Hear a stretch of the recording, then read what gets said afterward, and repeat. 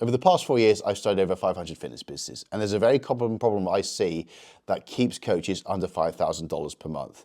And in this video, I want to break down the solution to that, a solution I call the lifetime value engine. And it includes 4 specific strategies that you can use to scale your income, not just to $5,000 per month, but to $10,000 and beyond. And it does it in a way that you haven't considered yet, because a lot of coaches believe that it's a lead flow problem. They think that if they just pour more leads into their business, it will fix all their issues. But that's not the case, because I have learned working through first-hand experience, you can't grow what you can't keep. And if you look at your business like a sink, no matter how much you turn that tap and how much water flows through, if the plug at the bottom is open, the water's going to drain out regardless. You have to look at plugging that gap first before you start to turn on the water. And the problem with that is if you turn on the water, you're not only going to get overspill, you're going to create distrust in your market, because you lead to burning out of the reputation with high churn, and you obviously can't provide good quality of service. That churn spreads, the word of mouth then starts to decrease the amount of people coming into your business. Plus, it's an emotional roller coaster. You're probably going to burn out mentally from battling those drop-offs every single month. So in this model is a significantly better way to grow a business, and it comes with 4 key pillars. And it's something that I've developed with Lloyd, because Lloyd's a prime example, because he was growing his business as a PT. And despite the fact of how good he was at getting results, he still was battling churn working with 12-week packages, because his business model would set him up to failure. And it's probably the exact same for you. It's not that you're a failure as a coach or even a failure as a market. It could just be your model, which is completely broken, leading you to set the wrong expectations and attract the wrong clients in the first place. So firstly, let's break into setting expectations, because a lot of coaches simply take this for granted. They believe they can get away with getting their clients into the service and then running them on weekly schedules where they do a check-in, they give a report, and they don't show what's coming up. They simply don't break the program down to phases. And this was something Lloyd struggled with, because he was fantastic getting results, clients were thrilled with his service, and then they go on holiday, and then they drop off, and they just see a clear exit. He was just focused on the initial fat loss phase, which is basically initial 12 weeks here.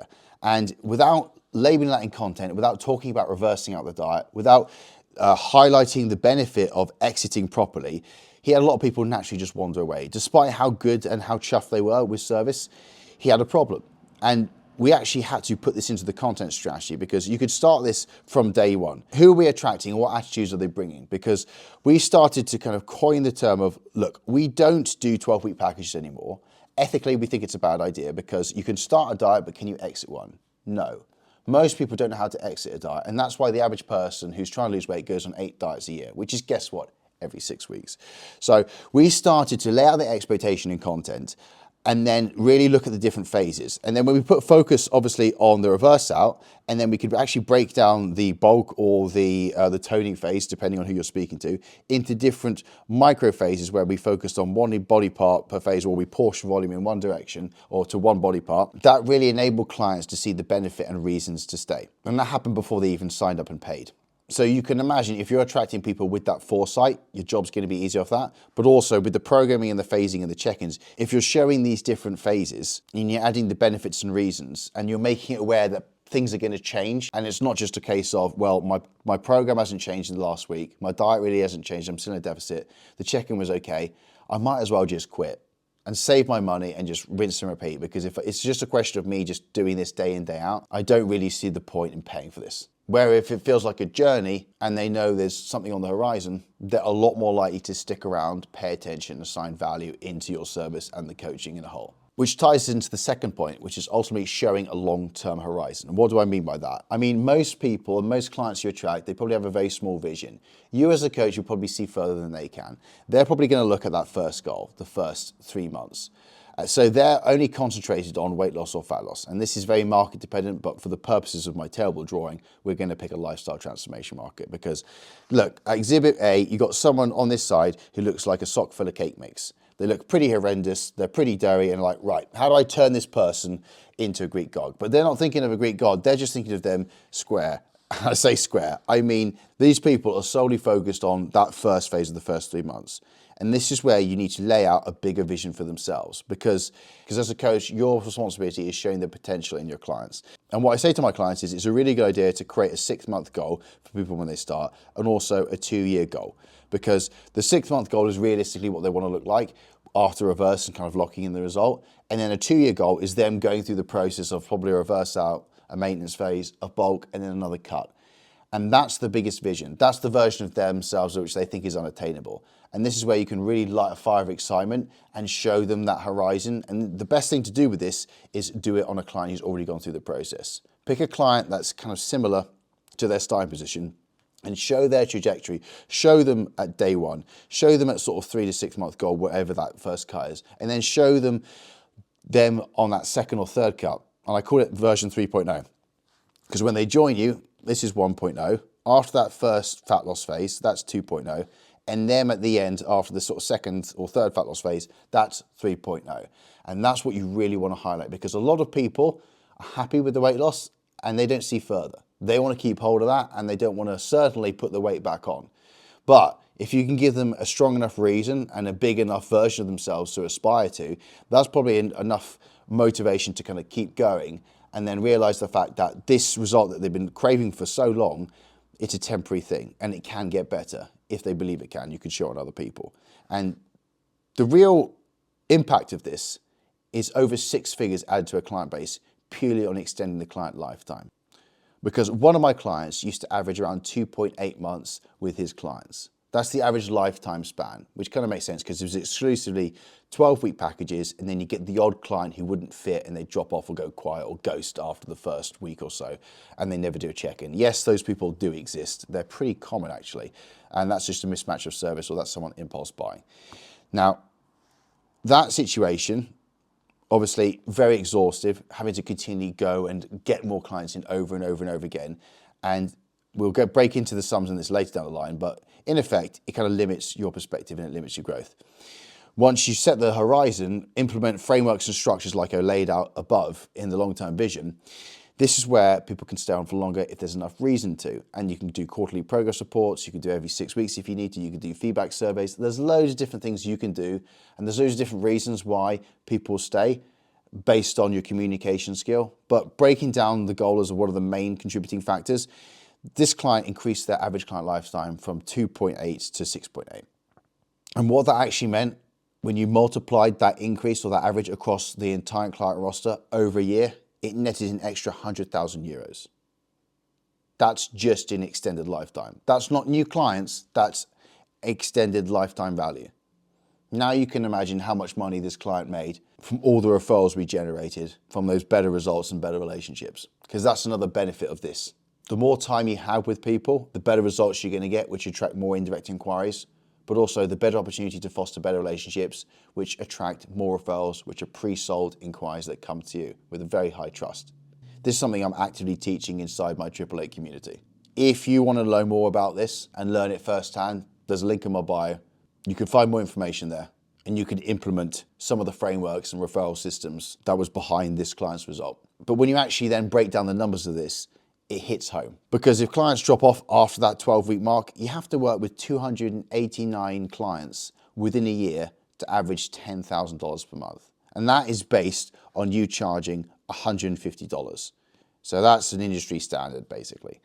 Now, if you can keep clients for 8 months, you only need to work with 87 clients to earn 10K per month. And that's, guess what, charging the exact same. That is the difference between keeping clients long-term and switching up your business model. So do you think it's achievable, attracting on average just over 1 client per week off your content, off referrals, and off conversations, versus having to sell at least 5 people per week into your service? So those are 2 strategies you can use to influence people and condition them to sign up and make them stay of their own accord. There is a stick version of this where you use financial structures to incentivize and ultimately get people to choose structures which already have higher retention in mind. And this is where we look at commit and save offers, because on the third system, the third pillar, when we look at payment structures, this is really how you incentivize people to pick the longer term option. A bit more of a paid in full, which doesn't have to be paid in full if you're using payment splitters, which do link up with things like Stripe. So the client doesn't have to pay one lump sum, they can pay in installments. You get one lump sum into your bank account on day one, and it just protects you from risk of people dropping off or payments failing. Because if there is a payment failed, they talk to the payment splitter, not to you directly. So with this in mind, you could think about doing a potential deal. And here's an example. So let's just say in this example, you're charging roughly $200 a month. Now, what you can do is you can do a bit of a deal. You could say, well, if you sign up for 6 months, I'm going to give you 1 month free.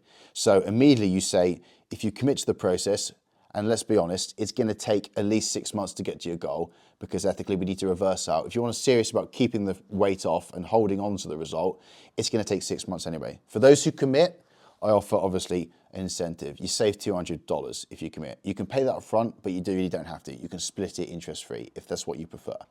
Okay, sounds good. And the good news for you is, and then the plan, if once they stay on that or they sign up on that rate, they then drop down or maintain the discounted rate of 200. And this is where you can move the pricing about, because here you can actually charge more on a monthly rate if they just operate on a month by month basis. So if you wanted to charge 200 and that was your rate, you could actually bump up the month by month rate where they don't commit to the 6 months up front and they just pay monthly from day dot. You could charge, let's just say $250. Again, these numbers are meaningless. They're up to you what you want to charge. But the point is, if there's less commitment, you charge more. But if they commit to the process, it works out a lot more cost effectively. Plus they get the discounted rate going forward. They lock it in forever, however long they want to stay in service. So it's a real good incentive for them to sign up with that initial long-term vision. Super protects you. And again, it helps set that expectation for those who are a bit more financially motivated or savings motivated, shall we say. So that really helps. Here's an example of what this actually looks like in terms of average customer spend. Because with one of my clients, Lloyd, initially his clients were worth around 475 euros. That's his monthly rate times his average lifetime. And then when we implemented these commit and save offers, together with some of the structures I previously mentioned, his average customer value skyrocketed to 3,600 euro. And it did this not just in client lifetime, but we found we averaged at least 1 referral per client across the client base. I advised him on some referral strategies which I do share within the community below. Got to fit that in somewhere. But the strategies wouldn't have worked if we didn't have the time to foster the relationship. So it all fits together. And that made a huge difference into his annual income. Plus, you're probably going to get on with your clients a lot more if they're worth that much more to you and they're that much more invested in the process. This is where I'll touch on the psychological benefit for you as the coach, because having better retention and people staying on for longer naturally improves your confidence. You visually see better results. You don't have any signals. You don't have any angst or worry with high churn rates or people dropping off left, right, and center. That will improve your conviction, naturally to better content, which attract more inquiries through the conviction of your content. Plus, you got better results. Plus, you got more referrals, which again, are becoming massively important, where trust is decreasing across online platforms. Other people's word will be the main currency, and how people speak about your business will determine your trajectory moving forward. Plus, you get more income per client. All in all, a much more enjoyable way to grow a business. And the last strategy I want to touch on is something called identity building.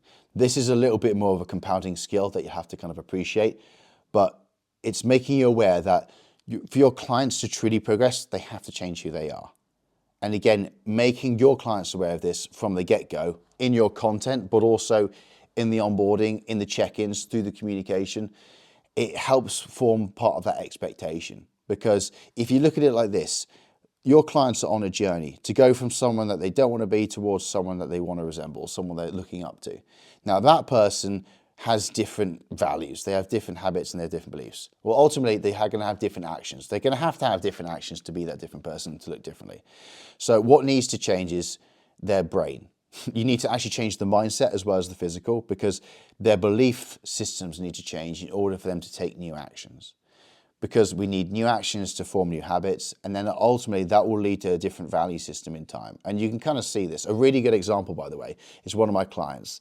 He had a client on his service which begrudged paying £40 a month. This client would be reluctant to pay for a PT session where he didn't see the value in it. Now, that client now spends over £1,000 with my coaching client, and he refers people into that service no end. He is a complete advocate of the process now, and he is thrilled. And guess where he spends a lot of his money? Well, you know where he spends a lot of his money is with the coach, but his spending habits have completely shifted. His financial situation hasn't shifted. His behavior and value system has shifted significantly.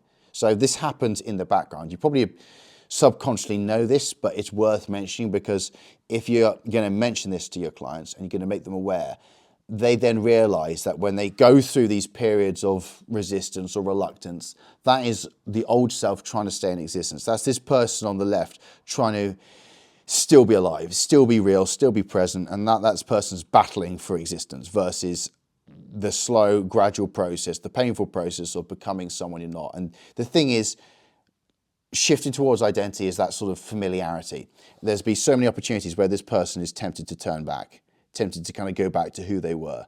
And you've got to just you have to remember it, and you have to keep it present in their minds that this is natural, it's part of the process, and you're in that journey to go from changing beliefs, changing habits into new values. And it's a not overnight thing, but ultimately when they establish this new identity, they'll then feel safer, overjoyed and relaxed. But the key point with this is going in between those two identities, it's a bit of a no man's land. There will be resistance to kind of push them back, and just making them aware of that fact can really help you out, because when they do get those symptoms, they recognize it for what it is, rather than accepting it as a sign that it's not meant for them, taking it for gospel, blanking the shit out of you, and dropping off when that payment fails.